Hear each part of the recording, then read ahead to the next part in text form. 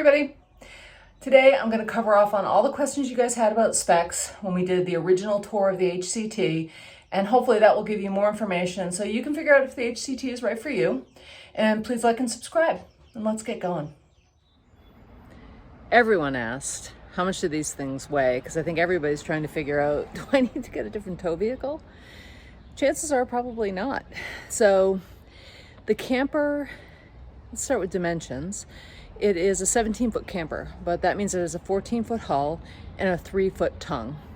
The hull is 1,800 pounds on the Happier Camper Traveler, and the tongue itself is 220 pounds. So without any of your gear in it, you're just over 2,000 pounds. So if you've been pulling a camper, chances are you're all set. Well, it's cleaning day, so this seems like a good chance to really help people understand what the floor space is like. So there's 85 square feet of floor space, and you can see that the adaptive modular interior has this kind of honeycomb base. Each one of these squares is 20 inches by 20 inches, and this is a full-size bed if you choose to kit it out that way. And this, if you went with all three, you could block the door at night, that's certainly not a problem, is going to be a queen size. And that is where you would probably put bunk beds if you had gone with that option.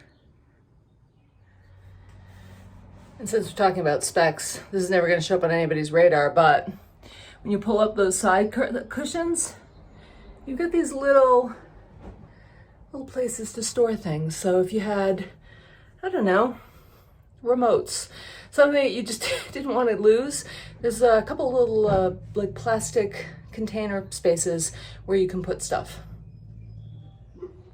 Another question I got was, what are the interior dimensions? So the camper is 6.5 feet high and 6.5 feet wide, and the exterior shell is 8 feet tall.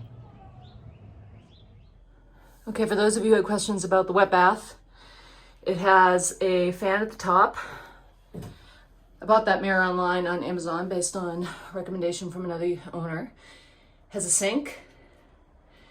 And then I don't have the toilet in right now, just so I could show you the floor. They have a nice bamboo piece that goes in, and then the strap for the toilet itself.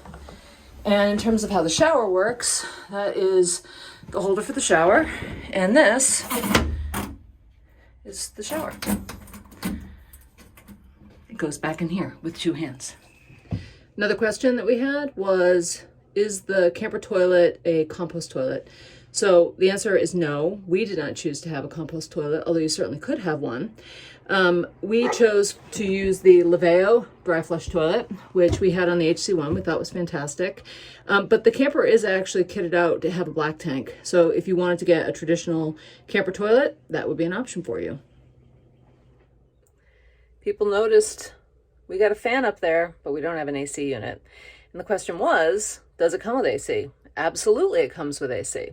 So when we were buying the HCT, the air conditioning option required you to be hooked up to shore power. Now, we're not in a southern state. If I lived in Louisiana full-time, I'd be making sure I had an air conditioning unit, whether I needed shore power or not. But we live in New England, so yes, our summers can get hot, but it's not something we felt we had to, have, because often we just don't have power when we're out and about. So the thing that did happen is that we knew HCT was working on an option for an AC unit that ran off the lithium battery. So if you had solar and you had a lithium battery, then there would be an AC unit that you could have that would work off of that. Oh, sounds so good. If I was buying my camper right now, I would definitely get the solar battery powered AC unit that does not require shore power. That's something you should think about. Another common question was, can you camp all season in the HCT? And the answer is yes. So it's actually got a double shell, which means that it's got great insulation. It does come with a heating package option, which we have, and I highly recommend you use it or get it so that you can use it and extend your camping season. It made our trip out west possible because we had snow. And it was fantastic. We didn't have a cold night. Okay, last question that I got, which was the one that I got most often, was how much do these things cost?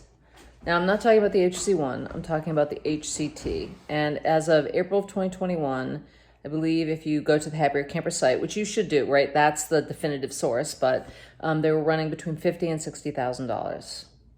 I know, it's a lot of money.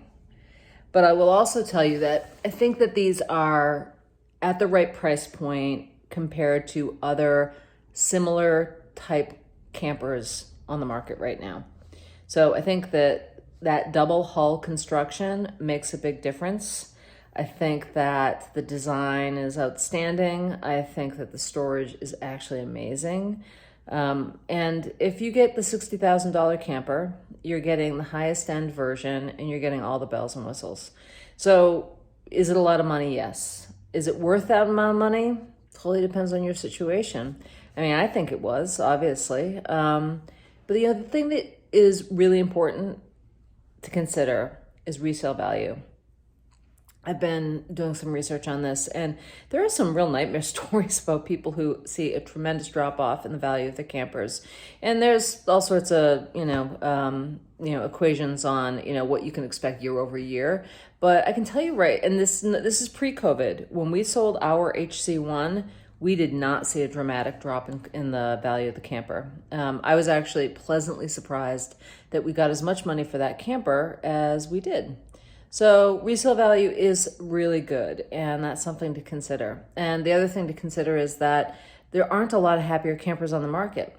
I mean, the inventory is really low for used campers. We offer, when we have an owner as part of the Facebook group who is ready to sell, I always put it up on happiercamperowners.com. So if you're looking for used, you should go check them out there. But you'll only find HC1s that are used right now. And even then, the inventory is super low. And that's a good thing for resale because it's a great camper. People really, really want to buy them used. So if you do buy, then I think you can feel really confident that you're going to get your money, a good part of your money back when you do a resale.